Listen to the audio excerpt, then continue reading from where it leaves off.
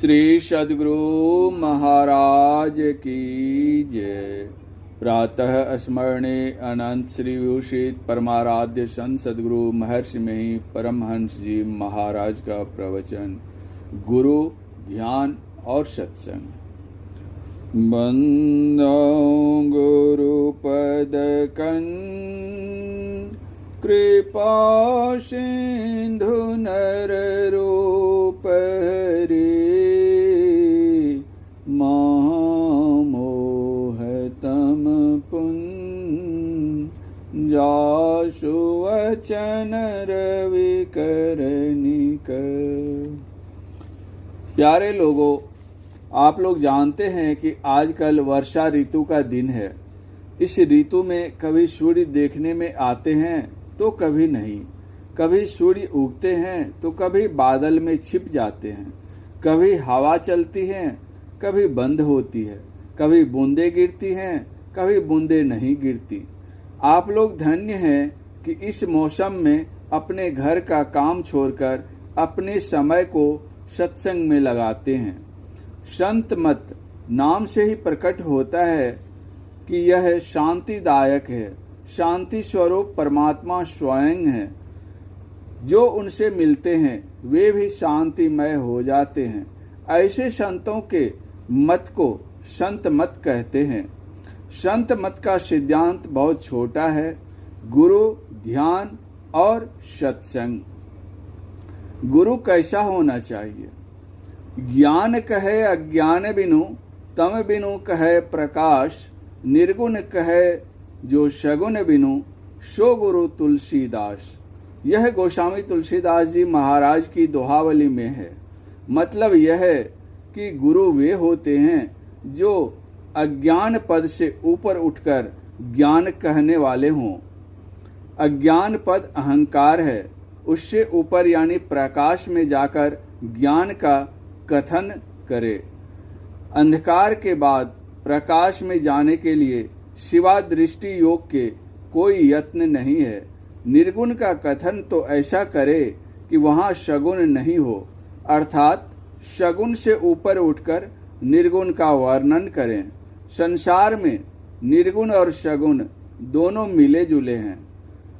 त्रैगुण सत्वगुण, रजोगुण और तमोगुण, इन तीनों गुणों से परे के पदार्थ का ध्यान करे और उनकी वहाँ की पहुँच रहे।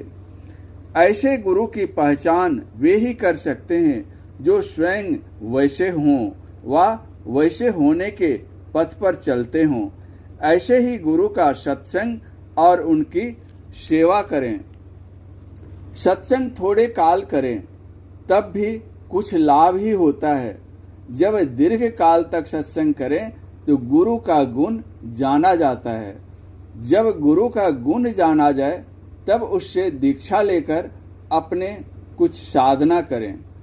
इसका सत्संग हो जाने पर कभी वह सत्संग नहीं छोड़ता है। संत कबीर साहब ने कहा है, भक्ति बीज बिनसै नहीं, जो जुग जाय अनंत, ऊंच नीच घर जन्म ले तौ संत को संत। भक्ति बीज पलटे नहीं, आए परे जो चोल, कंचन जो विष्टा परे, घटे न ताको मोल। सत्संग यही चीज है। जैसे सोना कहीं विष्टा में भी पड़ जाए तो उसका मोल नहीं घटता, उसी तरह भक्ति का संस्कार ऊंच नीच घर में जन्म लेने पर भी मिटता नहीं। इसके लिए सत्संग और ध्यान भजन करते रहना चाहिए।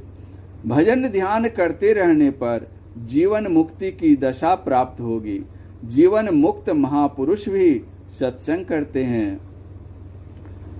जीवन मुक्त ब्रह्म पर चरित सुनहि तजि ध्यान, जे हरि कथा न करहि रति, तिनके ही पाषाण। गोस्वामी तुलसीदास जी। जीवन मुक्त होकर भी जब तक शरीर रहे तब तक सत्संग करे और कराए। उसको तो ऐसा हो जाता है कि सोवत जागत उठत बैठत, टुक विहीन नहीं तारा, झिन झिन जंतर निशिदिन बाजे, जम जालिम पचिहारा, दड़िया साहब बिहारी। हम सबके अंदर में कुछ ऐसा यंत्र है जो बजता ही रहता है। असल में वह सार शब्द है। उसको पा लेने पर यम का भी डर नहीं रहता। झिन झिन जंतर से यही बात है कि जिसके अंदर में वह शब्द दिन रात बजता ही रहे, उसको यम का डर नहीं रहेगा। वह अपने को देखकर परमात्मा को देखता रहेगा। ऐसा ही सत्संग करना चाहिए। यह जो संत वाणी दरिया साहब की वाणी है, झिन झिन जंतर निशी दिन बाजे, इसमें सार शब्द का इशारा है।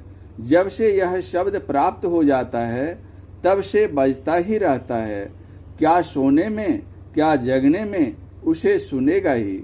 उस सार शब्द को सुनता हुआ काम भी करता रहेगा और कर्म बंधन से निर्लिप्त रहेगा। एक ही जन्म में ऐसा नहीं होता है। एक जन्म से दूसरे जन्म तक इसका संस्कार लगा रहेगा। सार शब्द का साधक कभी उस शब्द से नहीं छूटेगा। छूटेगा तभी जब परमात्मा से मिलकर एक हो जाएगा। ऐसा साधक अवश्य सदाचारी होगा। सदाचारी होने से वह शीलवान होगा। शीलवान होने से संसार के लोगों को वह प्रिय होगा। मतलब यह है कि वह बाहर और भीतर के सत्संग में रत रहकर कर्म योगी बनकर संसार में रहेगा। उसकी ऐसी दशा हो जाएगी कि जल तरंग निज जल ही समाया, त्यू ज्योति संगी ज्योति मिलाया, कहु नानक ब्रह्म कटय किवारा, बहुरी न होइए जौला जियो। गुरु नानक साहब।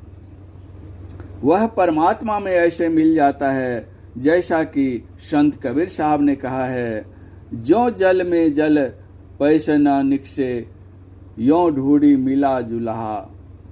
जुलाहा से मतलब कबीर साहब। कबीर साहब अंत साधना करके परमात्मा में मिल गए थे। जैसे जल में जल बैठकर अलग नहीं होता, उसी तरह ब्रह्म को पाकर उससे मिलकर कोई अलग नहीं होता। सभी नदियों का जल जिस समुद्र में मिल जाता है अलग नहीं होता है। उसी तरह साधक साधना करके परमात्मा में मिल जाता है। कभी वह आवागमन के चक्र में पड़कर इस संसार में नहीं आता। परम पूज्य गुरुदेव का यह प्रवचन महर्षि मेही आश्रम कुप्पाघाट भागलपुर में दिनांक 17/8/1980 ईस्वी के सत्संग में हुआ था। श्री सद्गुरु महाराज की जय।